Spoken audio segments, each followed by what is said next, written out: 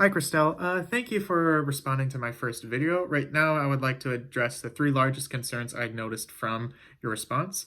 The first of which is that you said that this new bill would negatively influence students' abilities to take the SAT.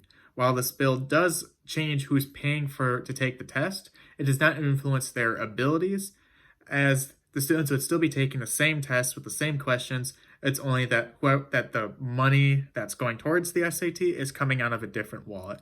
Now, you mentioned students that live in low-income or impoverished families wouldn't be able to afford this test.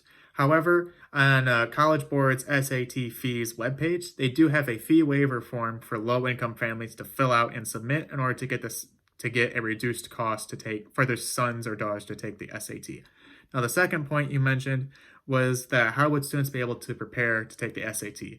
Well, even right now, for where the Department of Education is still paying for the SAT, a lot of students, instead of paying for SAT workshops or using SAT practice questions from their high school, they instead go to Khan Academy, which is a free online education website that is highly reputable and highly recommended by teachers across the United States, because it is actually an education website built by education experts. And in fact, Khan Academy is partnered with College Board, where College Board supplies old and reused SAT tests and SAT test questions from previous years for current high school students to practice for when they take the SAT later on.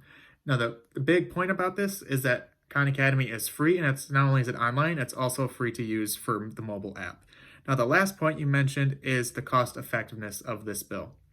The main point of this bill is to adjust who's paying for the SAT.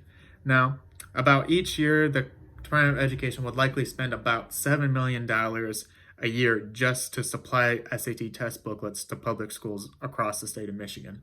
Now, if the Department of Education was no longer responsible for this, they could take that $7 million and be able to reinvest it into school infrastructure programs or updating school supplies, which, as you mentioned, is much needed for public schools across the state of Michigan, as they are in severely bad condition. Thank you.